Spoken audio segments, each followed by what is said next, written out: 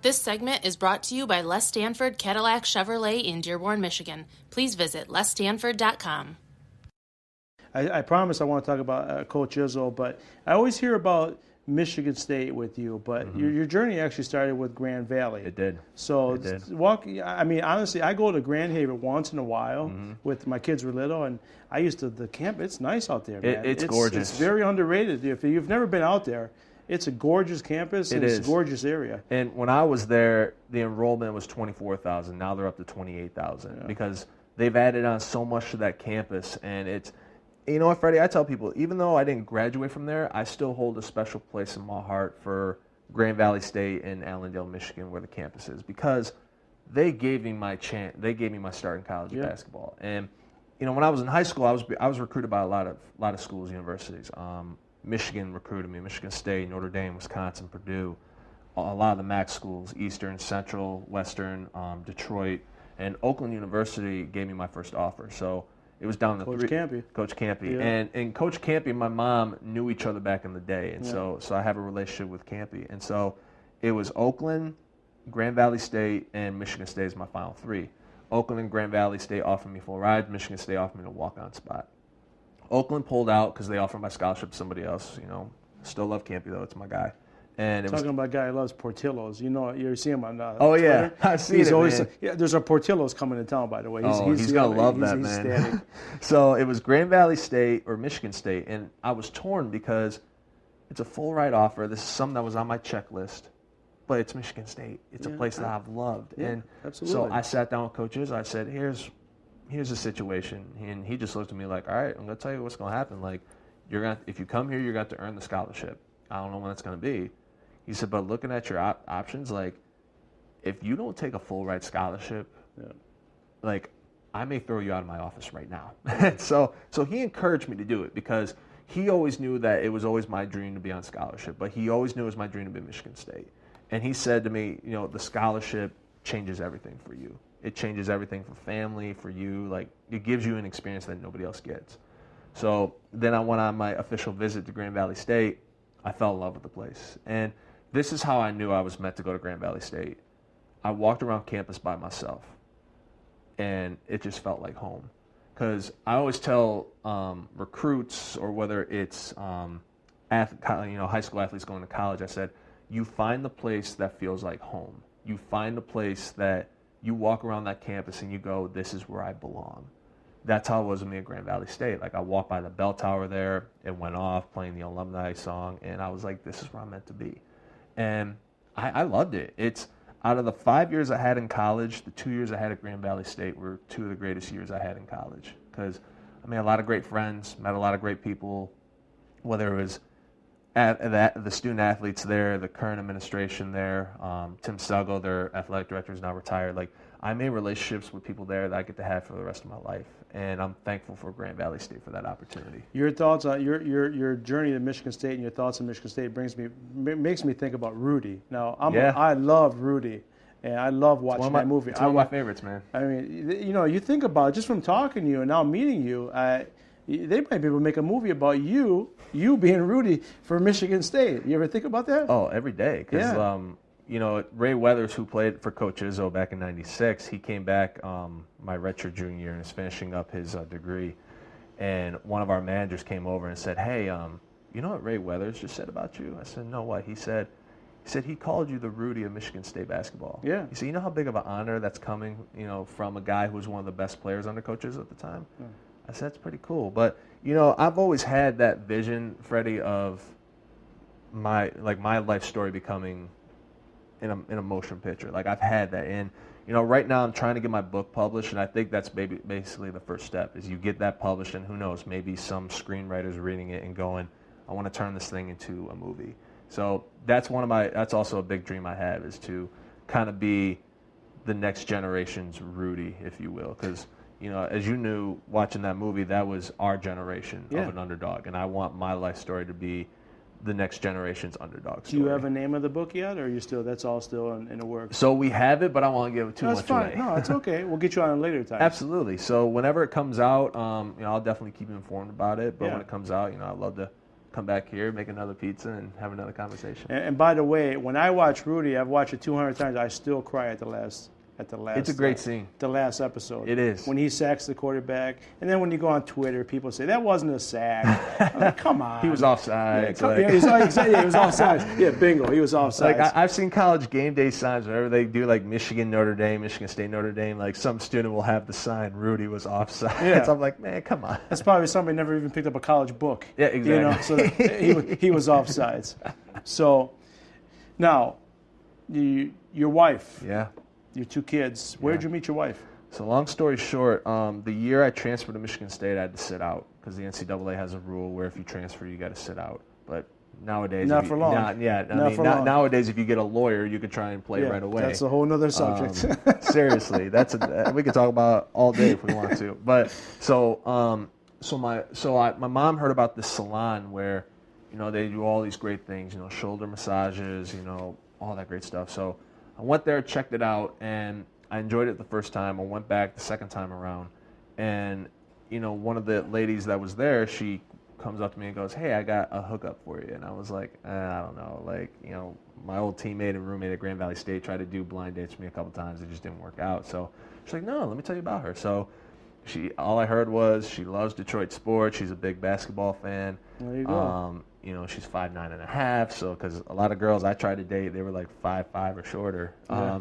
So anytime I could find somebody who's close to my height or within a foot of my height, like I'll take it. And so I was how tall are you, by the way? 6'9", with a size 18 shoe. There you go. Man. So, but I love what I was hearing. I was like, well, I don't want to do any blind date stuff. Like, I want to see her. She's like, well, she has a client in her chair because my wife's a hairstylist, and it's like she has a client, but you can go out there and wave to her. So I go out there. I took one good look at her. I go, yep. I said, we're going to make this work. And so I left my name and number on the back of one of her business cards. Her story was she was never going to call me because she was really shy. And so I was like, all right, I'll do the dirty work. So I went on Facebook, messaged her for her number. She gave it to me, and then we texted for like 3 hours, and then it turned into a 2-hour phone conversation. So we talked for 5 hours that night. And then we had our first date the day after Christmas. She drove up to East Lansing in blizzard-like conditions. We had dinner, we watched a movie, and then we stayed in touch, had another date on New Year's Eve, and that's where the rest was history. And then about 2.5 years later, I proposed to her in the dugout at Comerica Park. How old are you again? 31. 31. See, I'm 50. So back in the day, if I got a phone number, we didn't have Facebook. we didn't have those luxuries to go on Facebook and find them. Right. Oh, yeah, we just had rotary phones back then. That's all there was back then. And so for me, like, I kind of got lucky because, if she didn't call me, it's like, all right, what's plan B then? How am I going to do this? Like, do I go back to the salon and say, hey, let's go on a date? Yeah.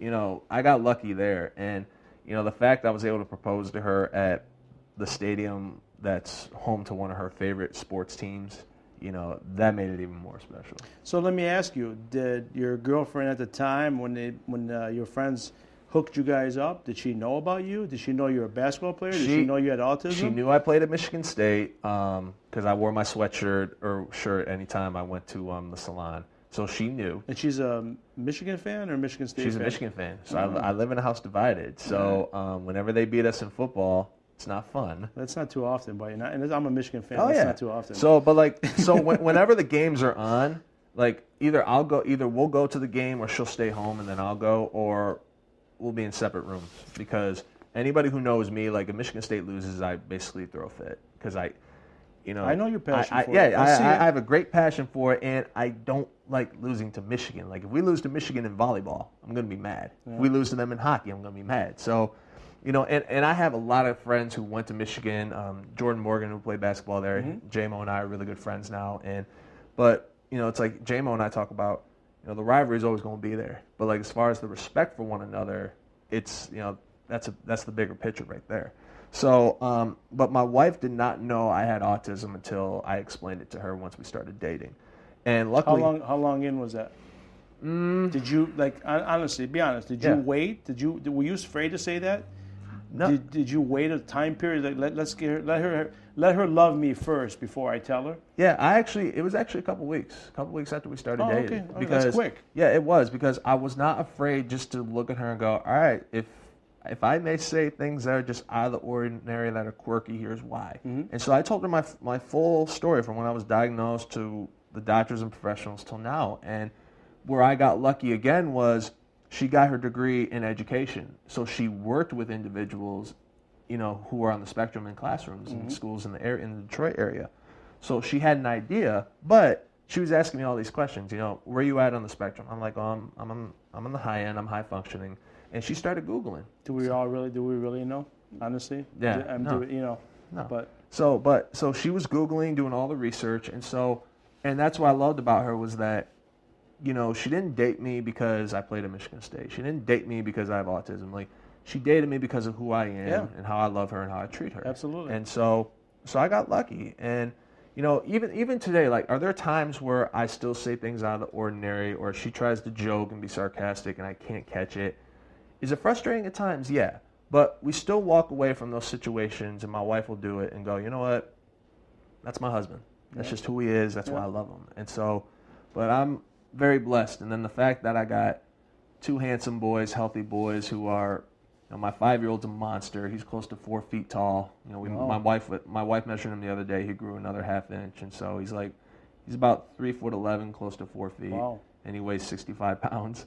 And starts his second season of basketball here soon, and so he's just a monster. So I'm thinking she's your soulmate. I mean, because that's why I asked you the question. Did you wait a while to tell her?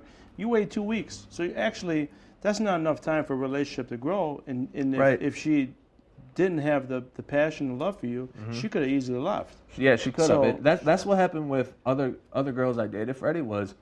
She was like my first true serious relationship where others, like, I just went on dates and then that was it. Yeah. But, like, there were a couple times where I went on dates and the whole, tell me something about yourself that people won't know. And I just threw it out there. And then all of a sudden, I'm not hearing the phone calls or the text back from the people I went on dates with. And that's when I was questioning, all right, am I really going to find somebody who's going to like me for me and not worry about the whole autism piece or the whole college basketball piece? And the fact that I did find somebody, like, I mean, that's the man upstairs looking out for me. Oh, absolutely. She's your soulmate. And we've all had girls not call us back either, so you're not the only one. So now, two boys, right? Yep, 2 boys. 2 boys, yep. Now, did it cross your mind? Did you guys have a conversation? Oh, yeah. Say, hey, we'll have kids. There could be a chance. Yep. We always had that conversation, especially when my wife Kelly was pregnant with our oldest son, Knox, and then Nash is our 2-year-old. We always had the conversation about, the what-if conversation. I said, well, here's the deal. Like, if it does happen, then guess what? He's got 2 grandparents in Okemos, Michigan, who dealt with this for 20, 30-plus years, and I have connections in the autism field where they can point us in the right direction as far as, like, resources and therapies and treatments, all that stuff. But how my kids are growing up right now, I mean, I don't even see anything. And so, again, I don't know if that's, just, I don't know. Like, because, again, I had my friends ask me the same question, like, well, what if? It's like, okay, well, you can't live the what ifs. Like, if it happens, it happens. Then you have to just live in the here and the now. And then, because I have 3 nieces. My wife's, so my sister's twins. So my oldest niece is the same age as my son, Knox. So they're both 5. And then the twins are 2, same age as my youngest, Nash. Both of them were diagnosed a year ago. And when I heard about that, it kind of hit me a little bit. It's like, oh, man, like, my nieces are on the spectrum. But I went to work. I texted my sister. I said, hey, call so-and-so. Here's so-and-so's email. Talk to them, and they'll help you get in the right direction of what you need to do. And it's not common in girls. It's more common No, it's more common in boys, more common in boys. And so when they were diagnosed, like, just to see where they were when they were diagnosed to where they're at today, I mean, they're talking more, they're interacting with people more.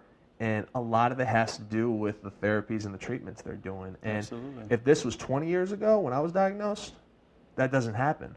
It doesn't happen. But now, because people are more aware of it and want to get on top of it a little bit more, it's been a miracle. When I spoke with Eddie on the previous episode, he would say 20, 30 years ago that the kids with autism, we didn't know then, would be pushed to the side. And because there was no path for them. There was no path for it.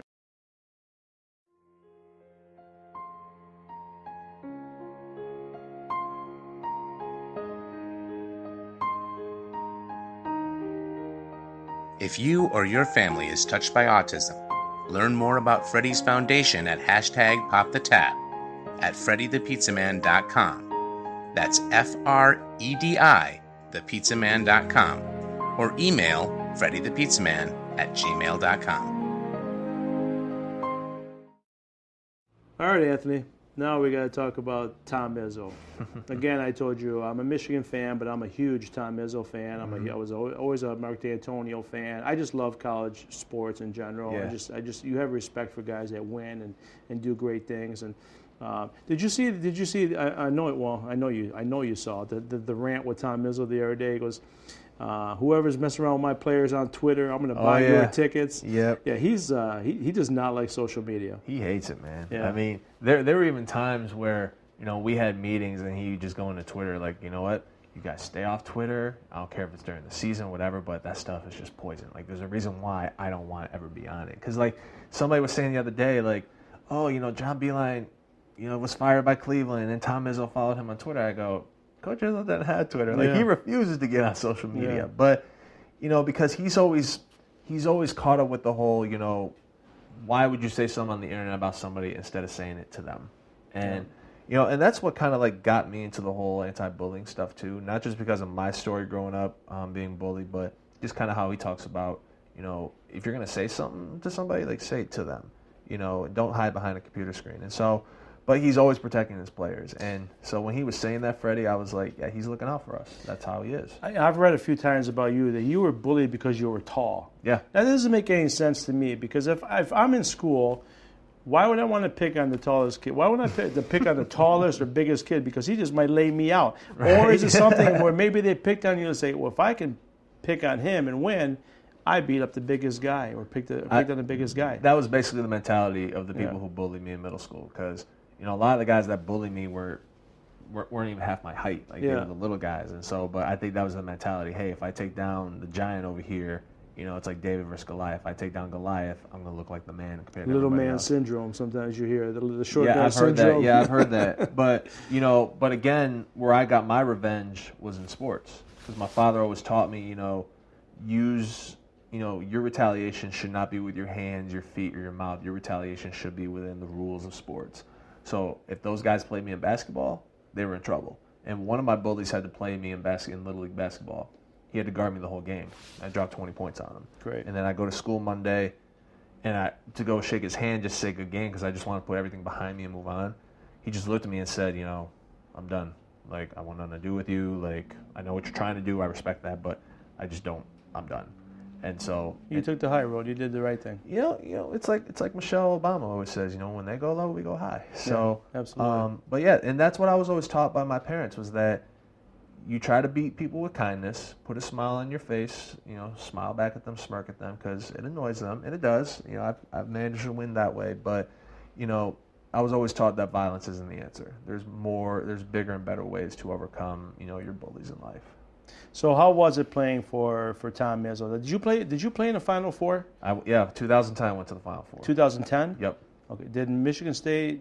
How far did they go on that? So we lost. I'm mixing up the years. We lost to Butler in the semi. That's right. 2009 was when they were out here in Detroit. Yeah, Butler went to the final because that. Matter of fact, I watched that game. They played Duke. Yep. My daughter was born. Gordon Hayward almost hit that half-court shot at the buzzer, but a lot of people. There's a picture of Draymond putting up a shot on Gordon Hayward, and Hayward's got his hand on Draymond's wrist, and they didn't call a foul. Yeah. So if that foul is called, we go up 2, and then if we get a stop, we're probably playing for the national championship against Duke. So, but just to, the experience I had under coaches of Michigan State was, to this day, one of the greatest experiences I think I'll ever have in my life because the places we got to go, the people we got to meet, the things we got to do. I mean, you can't do those things anywhere else. I mean, for example, my senior year, we played on an aircraft carrier in front of the men and women of our armed forces who are the real heroes of this country who protect us. Yeah. Got to meet President Obama and the First Lady. That was really cool. Brooklyn Decker and Pamela Anderson were sitting courtside for that game. That's not bad. No, not at all. And then, Magic Johnson was there, Vince Carter, James Worthy. But the coolest thing we got to do after the game was we took our jerseys off and gave them to the wounded. And that was Draymond's idea. North Carolina just went with it. But that was probably the greatest experience ever. And you couldn't get that anywhere else but Michigan State. And Coach Izzo, he coached over in Kuwait, for a summer. They took the USA teams out there, and he got to coach and meet all those troops out there when we were doing our war in the Middle East. And so, but he wanted to do something like that, him and Mark Hollis, our athletic director at the time. And, I was a part of 2 Big Ten championship teams. But the one thing that will always stand out with my relationship with Coach Izzo is that when I transferred from Grand Valley State, I had all these different colleges, calling and saying, we want you to come here. I had a couple offers, but everybody knew where I was going to go, where I was going to end up. And I sat down with Coach Izzo. We had a meeting, and I told him I want to come here. I want to play for you. And he just looked at me and said, all right, here's the deal. I'm going to push you like you've never been pushed in your entire life. But here's the other thing. Just because you have autism does not mean I'm going to treat you differently. Yeah. I'm going to treat you like how I would with every other player here. I'm going to treat you how Magic Johnson was treated. I'm going to treat you how Steve Smith and Mateen Cleese and those guys were treated. I'm going to I'm going to treat you the same.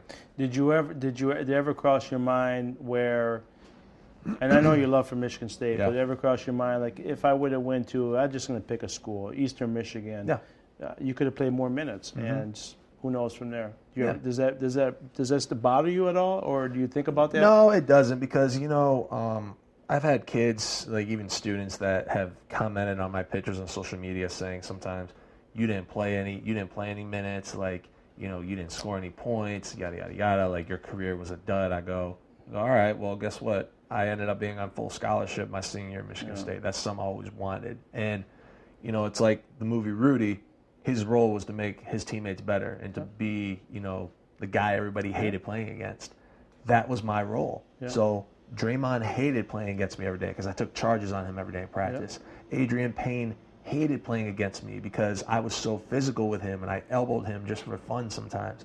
Derek Nix from Detroit, Nix was the same way. Like, those guys, I wanted to make sure, hey, I'm going to make you better because I want you to hate playing against me because I make you better every day. They need to send you a check. Say, hey, here's a check for making us better. Well, you definitely made us better. That was always my goal. And, excuse me, like, that was always my goal, was to make my teammates better, because if I wasn't going to do my job, we weren't going to win. And so I had the chance to play more my senior year, but, and Coach Izzo told me that when he put me on scholarship. I said, well, Coach, here's the deal. Like, I can go in games, play like 2-3 minutes a game, but they may not mean a whole lot. To some people, it may, but to me, like, I care more about winning and making my teammates better than I do playing in a game. Yeah. And so that's why, like, whenever kids look at my stats, I tell them, I'm like, hey, you want to judge me on something? Judge me on my character. Judge me who I am as a person. Like, try to go on Google and find dirt on me. You won't, because I always tell kids, like, I'm not bragging when I'm saying this. Like, I'm just telling you, like, that's just who I am. And because I cared more about being on scholarship and graduating and winning basketball games than I did scoring the game-winning shot. Have there been times, though, where I look back and go, oh, man, if I would have committed to Oakland this early, I could have played with our all-state point guard from Oklahoma High School. We could have played together for 4 or 5 years. Do I think about that? Yeah, I think about it. But who was that? So it was Jonathan Jones. Yeah. So Jonathan Jones, school's all-time leading assist leader in Oakland history. JJ and I, JJ's one of my guys, and he took me under his wing when I came on varsity my sophomore year. And I had always teased the idea of, hey, you committed, maybe I should commit. Maybe we should go Kobe Shaq at Oakland University, become this great duo. Are there times I think about that? Yeah. But do I dwell on it? No. Because everything worked out in the long run for me. Just like Grand Valley State. Do I look back and go, man, I wish I would have had 2 more years there? No, because I did things at Grand Valley State that I probably couldn't have done at Michigan State. For example, my freshman year, we go 36-1. We were the first undefeated team in the regular season in Michigan college history in the state, and we beat Michigan State in exhibition. We beat them at the Breslin Center. So I'm 1-0 lifetime against Coach Izzo. That's something that nobody else gets to say in life. Yeah. But my parents also taught me to never have regrets in life, because if you have regrets in life, they'll just eat at you every single day. And so anytime I wake up and go, you know what, I wish I could have played more, it's like, no, everything worked out for the best. Yeah, your parents molded you right. That's for sure. They did. So let's get into a little rapid fire. Have a little fun. Let's do it. And I've been dying to ask you this one for sure. So when I say U of M, what do you think? No, man, you had to go with that one. we could edit some of it out. It's okay. Don't worry about it. Oh man. What do I think about when I hear about U of M? How about if I just narrow it down to, say, U of M basketball? Because, well... You know, if you would have asked me this question when Beeline was there, I would have said respect. Yeah, because when you left, Michigan basketball started getting... Yeah, it was a lot better. And Beeline did it the right way. I'm not saying Juwan Howard's not doing it the right way or anything, but, like, there's more respect there, you know, when Beeline was there. But it's like Draymond said one time, and I agree with him.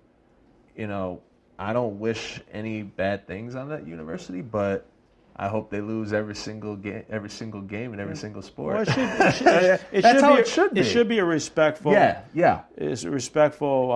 The word I'm trying to use, but it's supposed to be respectful. A respected rivalry. Yeah. Respected rivalry. That's what it should be. Mm-hmm. And, you know, everyone's gonna say things because you want them to lose. But if you say it respectfully, there's nothing wrong with that. It's like Coach Izzo said, and I use the same terms. You know, are there a lot of people at the University of Michigan that I like and respect?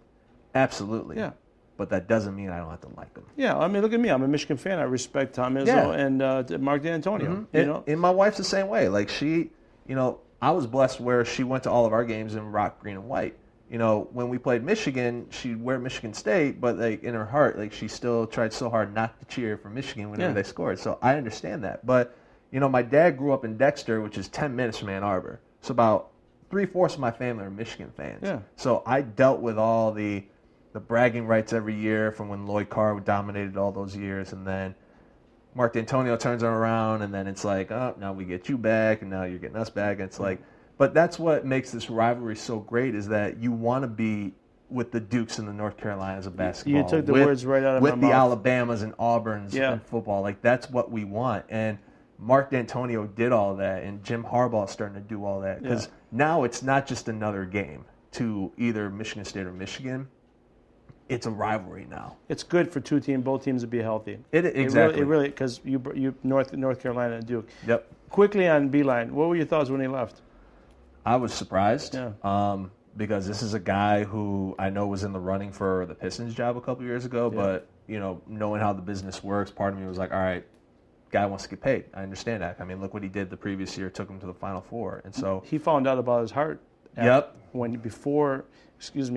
he would have taken the Pistons job, you never know. Yeah, exactly. Where that would have went. Exactly. When he found out about his heart problems. But I understand like where he was coming from with like the whole recruiting and everything. Like, I mean, because who knows what some of these schools are doing? Who knows what like the Kansases and the Dukes of the world are doing to get those kids? Like, we don't know. But I understand that. But when he left, I told my wife, I said, you know what? I never played for the guy, but this is a guy my senior year who we beat him at our place. He goes through the handshake line. He shakes my hand, but he doesn't walk past me. He pulls me toward him and says, I just want to let you know that I'm glad you got into the game today because Tom tells me how much of a hard worker you are in this program, and I really respect you for that. Yeah, I've never met him, but he seems like just a class act. He is. He really is. So when I say Godfather 1 or 2? Oh, 1. 1? It's hands down. Like, you know, I love sequels, but nothing beats the originals. Nothing beats the sequels. Well, here's one. Rocky 1 or Rocky 3? Forget about 2. 1 and 3. Oh, man. 2 was good too, but 3 was pretty good. You got to put Rocky 4 in there, man. I mean, because when he goes on that mountaintop and screams Drago. Absolutely.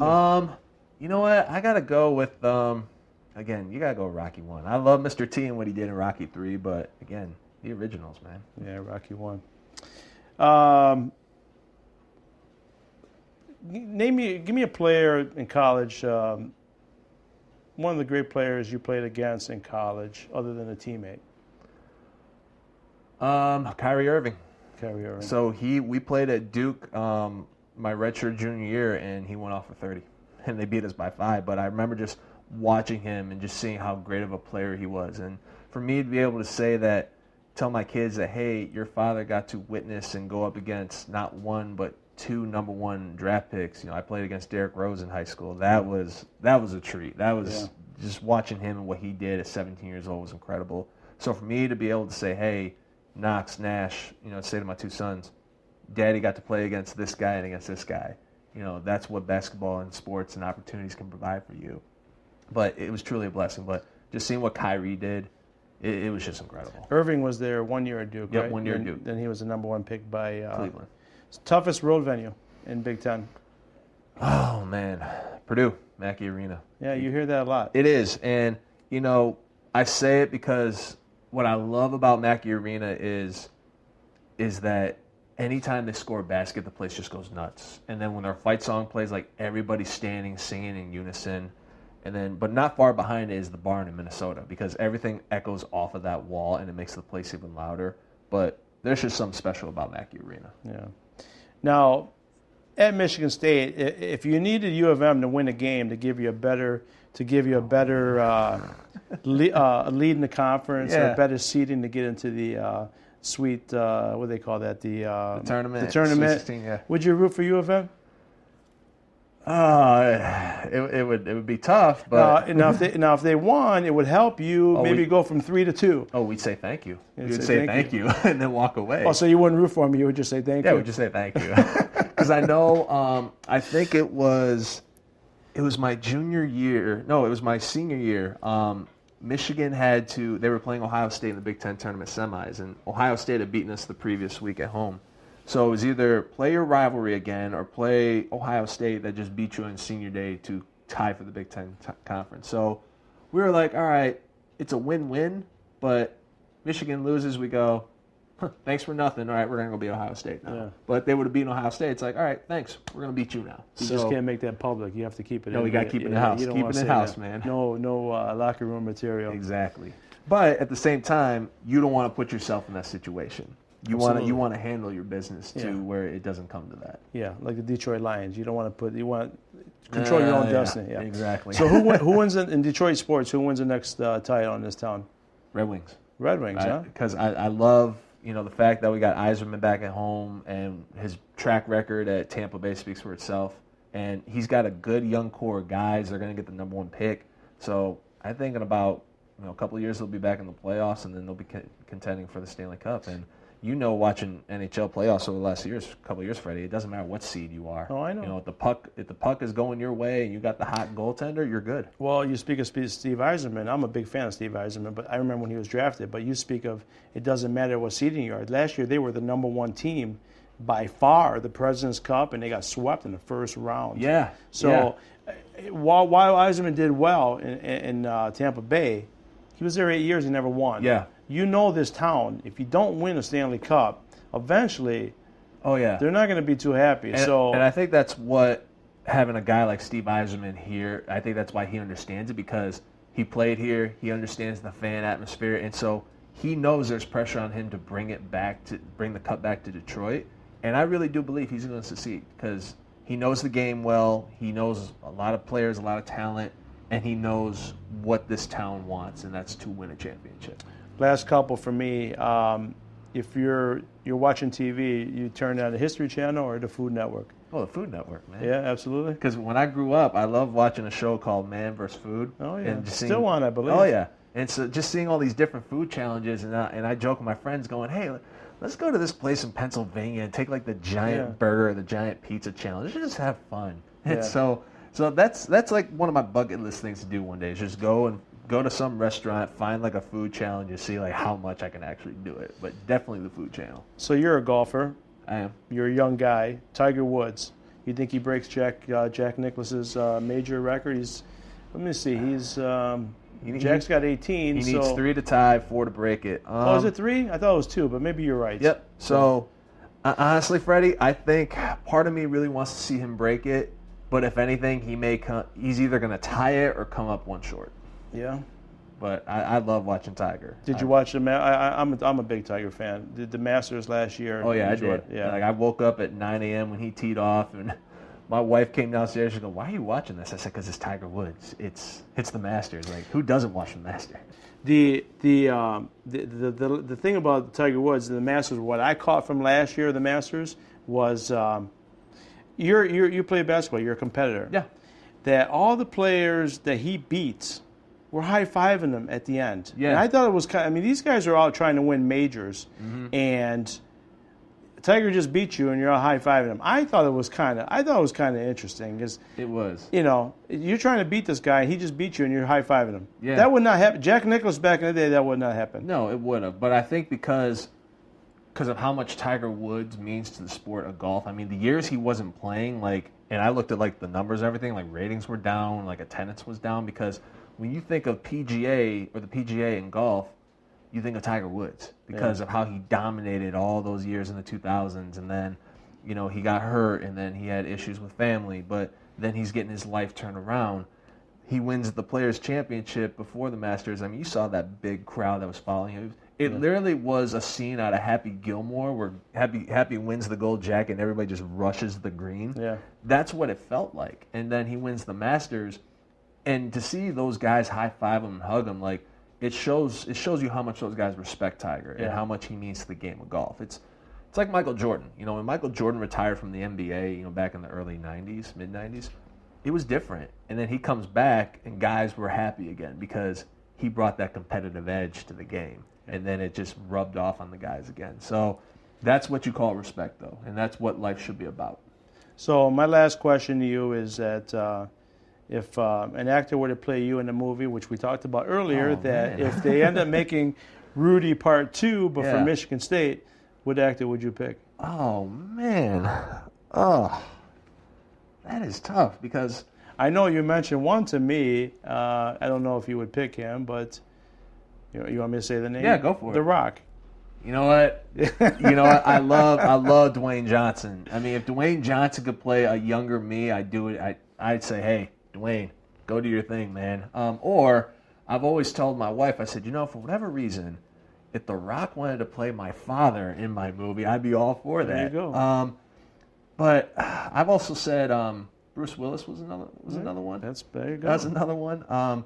You got to put a lot of makeup on him to make him look young. I mean, John Travolta, because I know he had a goatee and a bald head one time. Yeah.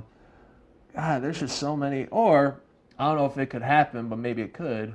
Bradley Cooper. There you go. Be another one. So, there you go. So there's a lot of good choices out there, but at the same time, I got to look at it and go, all right, I need guys who are like in their early 30s, like early 20s, or late 20s to like play me. But some young Italian guy. Oh yeah, some young Italian guy, man. There you go. Who could rock the goatee and the bald head.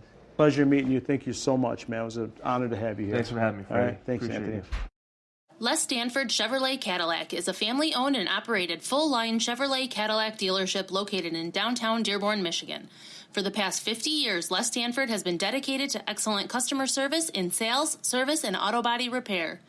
We have all the resources available to make a fantastic car buying and servicing experience.